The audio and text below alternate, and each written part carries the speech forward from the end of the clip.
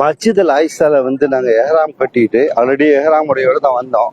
எஹ்ராம் உடைங்கிறது தைக்கப்படாத 2 துணிகள், இடுப்புல சுத்திக்க வேண்டியது, மேல போட்டுக்க வேண்டியது, அவ்வளவுதான். பாக்கி எந்த தச்ச துணியும் வச்சுக்கூடாது. செருப்பு கூட தைச்ச செருப்பு போடக்கூடாது. அதான் ரூல்ஸ், இஸ்லாமிய ரூல்ஸ். அதுல மஸ்ஜித் ஆயிஷால எஹ்ராம் கட்டிக்கிட்டு நேரா 2 ரகாத்து அல்லாஹ்க்கு சுக்ர் செஞ்சுட்டு புறப்பட்டோம். இப்ப பாருங்க, நம்ம ஹசரத் அவர்கள் இப்ப இங்க ஒரு பயான் அதை பத்தி விளக்கம் சொல்ல போறாங்க. அந்த ஹசரத்துடைய பயான் அப்படியே லைவ் காட்டுறேன்.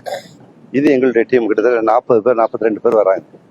Okay okay. அண்ணா அப்பதான் வரணும். எங்க வந்துட்டாளா அப்பா? சரி, பயான் அப்பாவை தெரியும், வளங்க. ஓகே. அஸ்ஸலாமு அலைக்கும் வரஹ்மத்துல்லாஹி தஆலா வபரகாத்துஹு. வலைக்கும் ஸலாம். கண்ணியத்துக்குரிய ஹாஜிகளே, ஹாஜாக்களே, நாம் வந்திருக்கக்கூடிய இந்த மஸ்ஜிதுக்கு பேரு மஸ்ஜித் தனீம் என்று சொல்லப்படும், மஸ்ஜித் ஆயிஷா என்று சொல்லப்படும். இந்த இடத்துக்கு பேர் என்ன? மஸ்ஜித் தனீம், மஸ்ஜித் ஆயிஷா என்று சொல்லப்படும்.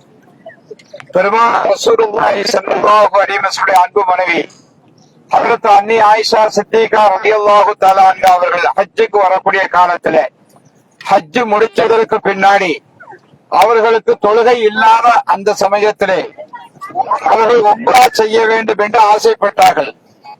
பெருமானார் ஸல்லல்லாஹு அலைஹி வஸல்லம் அவர்கள் அவருடைய தொழுகையினுடைய இல்லாத காலம் முடிந்ததற்கு பின்னாடி உம்ரா செய்ய ஆசைப்பட்ட போது ஹஜ்ரத் அன்னி ஆயிஷா சித்திகா நாயி அவர்களை இந்த இடத்துல இருந்து நீங்க உம்ரா நியத்தி வச்சுட்டு வாங்கன்னு சொன்னாங்க. இது ஹரம விட்டு வெளியில இருக்கின்ற காரணத்தினால இது ஒரு எல்லை. ஆகையினாலே ஹஜ்ரத் அன்னி ஆயிஷா சித்திகா ரலியல்லாஹு தஆலா அன்ஹா அவர்கள் இங்கிருந்து உம்ராவுக்கு நியத்தி வைத்த காரணத்தினால இந்த மஸ்ஜிதுக்கு பேரு மஸ்ஜித் ஆயிஷா. வரலாற்று பூர்வமாக இன்னொரு முக்கியமான செய்தி என்னவென்று சொன்னால், பெருமானார் ரசூலுல்லாஹி ஸல்லல்லாஹு அலைஹி வஸல்லம் அன்பு தோழர் ஹஜ்ரத் ஹுபைப் ரலியல்லாஹு தஆலா என்று சொல்லப்படக்கூடிய சஹாபி.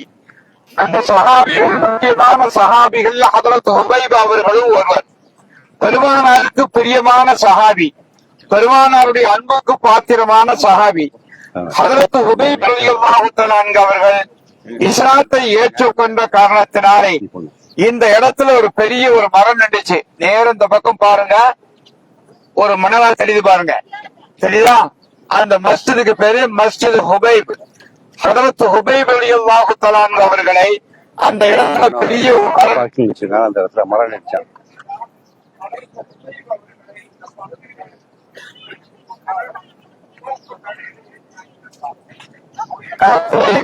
கட்டப்பட்டிருந்தது.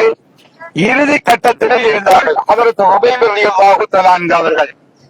குறைஷி குஃபார்கள் ஹஜ்ரத் ஹுபைப் ரலியல்லாஹு அன்ஹு கேட்டார்கள், உங்களுக்கு என்ன வேண்டும்? இந்த மக்காவில் இருக்கக்கூடிய அழகான பெண்ணு வேண்டுமா, அல்லது உங்களுக்கு பொருளாதார வசதி வேண்டுமா? எது வேண்டும் வேணாலும் கேளுங்கள், நாங்கள் தருகின்றோம், இஸ்லாத்தை விட்டு விடுங்கன்னு சொன்னாங்க.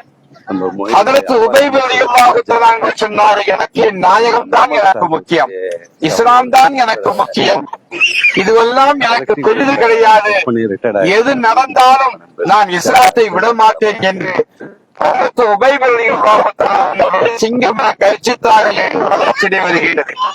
அப்ப அந்த நேரத்துல குறைஷி குஃபார்கள் உங்களுடைய கடைசி ஆசை என்னவென்று கேட்டார்கள்.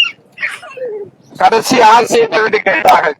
ஹஜ்ரத் ஹுபைப் ரலியல்லாஹு தஆலா சொன்னார்கள், நான் என் நாயகத்துக்கு நான் சலாம் சொல்லணும்னு சொன்னாங்க.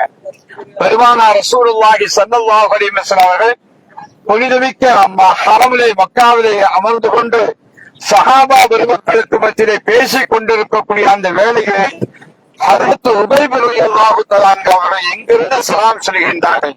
அஸ்ஸலாமு அலைக்கும் யா ரசூலல்லாஹ் அப்படியே சொன்ன உடனே அல்லாஹ் சுப்ஹானஹு வ தஆலா பெருமானாருக்கு அந்த சலாத்தை அல்லாஹ் சுப்ஹானஹு வ தஆலா இந்த சலாத்தை அந்த சலாத்தை மாத்திரத்தில் பெருமானார் வலைக்கும் சலாம் யா ஹுபைப், ஹுபைபே உங்கள் மீது பதில் சலாம் உண்டாகட்டும் என்று பெருமானார் ரசூலுல்லாஹி ஸல்லல்லாஹு அலைஹி வஸல்லம் சொல்லிவிட்டு கூடியிருந்த சஹாபா பெருமக்களுக்கு பெருமானார் சொல்லித் தருகின்றார்கள். பெருமானார் ஸல்லல்லாஹு அலைஹி வஸல்லம் எல்லா ஞானங்களையும் பெற்றவர்கள். எனவே பெருமானார் ரசூலுல்லாஹி ஸல்லல்லாஹு அலைஹி வஸல்லம் சொன்னாங்க, அன்பு தோழர்களே,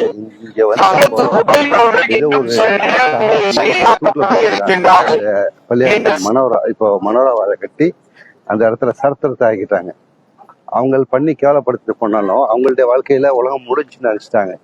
இன்னைக்கு அந்த பண்ணிய அந்த குறைஷி தலைவர்கள், அந்த காலத்து தலைவர்கள் எல்லாம் அழிஞ்சு போயிட்டாங்க. அவங்க பேர் கூட சொல்றதுக்கு இல்ல, நாதி கூட இல்ல, அவங்க வாரிசு இல்ல, ஒண்ணும் இல்லை. ஆனா அதுல வெற்றி பெற்றவங்க இவங்க இஸ்லாமிய சகோதரர்கள். அவர் பேரையும் எடுத்து சொல்லி காட்டினாங்க.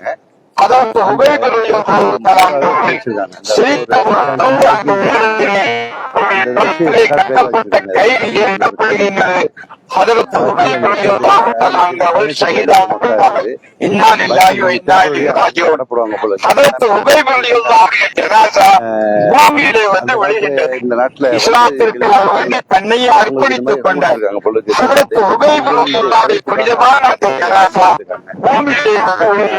கேட்டேன், ஏதோ ஒரு ஊர் சொன்னார், அஸ்ஸாம ஏதோ ஒரு ஊர் சொன்னாரு. அந்த நாட்டு நாங்கள் ஆதிகள் இங்க எங்கள் வீடு இருக்கு எல்லாம் இருக்கு அப்படின்றாரு. அது மாதிரி ஆப்பிரிக்கால இருந்து நிறைய நாட்டுல வந்து இங்க செய்யிருக்காங்க. இங்க பாருங்க, வந்தவங்க எல்லாமே வந்திருக்காங்க. வந்துட்டு பயண பைக் ரிஃப்ளெக்டிங் அவங்க வந்துட்டு இருக்கோம். வந்துட்டு அழகா இந்த பஸ்லயே வந்து கூட்டு வந்துட்டு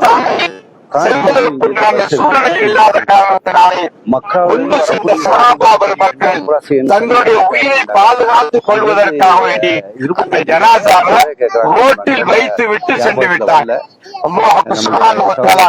தன்னுடைய ஹபீபை ஈமான் கொண்ட ஒரே காரணத்திற்காக வேண்டி ஷஹீதாக்கப்பட்ட ஹதரத் புனிதமான அந்த குறைஷி கஃபாரத்தை மாற்றிக்கொள்ள கூடாது என்பதற்கு அல்லாஹ் தஆலா மிகப்பெரிய அற்புதத்தை செய்தார். நம்ம ஒண்ணு அல்லாஹ் தஆலா நினைத்தால்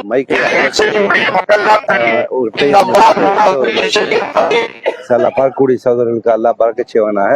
பார்க்கக்கூடிய சகோதரர்களுக்கு இந்த உம்ரா செய்யக்கூடிய, இறைவனை வணங்கக்கூடிய, இந்த அமல் செய்யக்கூடிய வாய்ப்பு அல்லாஹ் வழங்குவானாகன்னு சொல்லிட்டு நான் அல்லாஹ்ட்ட கேட்டுக்கிறேன். இன்ஷா அல்லாஹ். பாரக்கல்லாஹ். அல்லாஹ் உங்களுக்கு வளமான வாழ்க்கையை தருவானாக, நோயற்ற வாழ்க்கையை தருவானாக சொல்லிட்டு துவா செய்யறேன். யாரெல்லாம் துவா செய்ய சொன்னார்களோ அவருக்கும் ஷஹீதாக்கப்பட்ட புனிதமான இந்த இடத்திலிருந்து நாம் உம்ரா செய்வது ஒரு சிறப்புக்குரிய காரியம்.